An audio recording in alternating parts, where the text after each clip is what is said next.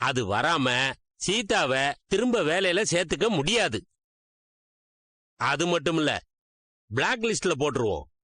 எந்த கம்பெனிலையும் 2 வருஷத்துக்கு வேலைக்கு போகவே முடியாது. சார் என்ன சார் பேசுறீங்க? எவனோ ஒருத்தன் திருடினதுக்கு என் ஒய்ஃபை ஏன் சார் பனிஷ் பண்றீங்க?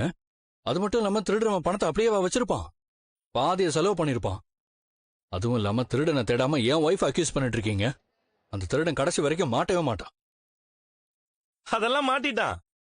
உங்க கார்ல தான் ஸ்டேஷனுக்கு போகணும். சரிங்க சார், நானே கூட்டு வந்தேன். நானே கூட்டு போய் விட்டுறேன் சார். சரி சார், வரேன் சார், வரேன் சார், வரேன் சீதா. சரிங்க சார், நீங்க கம்ப்ளைண்ட் வாபஸ் வாங்கிடுங்க.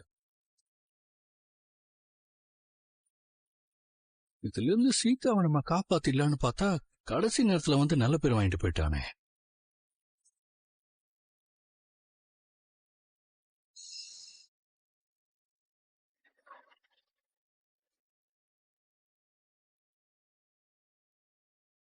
சீதாவுக்கு நல்லது நடந்தது, எனக்கு சந்தோஷம்தான். முதல்ல உனக்கு தான்ப்பா தேங்க்ஸ் சொல்லணும்.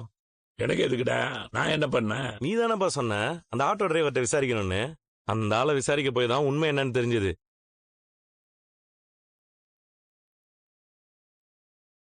அந்த ஆளு ரொம்ப அழுதான்னு மீனா சொன்னா இல்லையா? சம்பந்தமே இல்லாம ஒரு ஆட்டோக்காரன் யாருக்காகவும் அழுக மாட்டான். அதனால கொஞ்சம் சந்தேகமா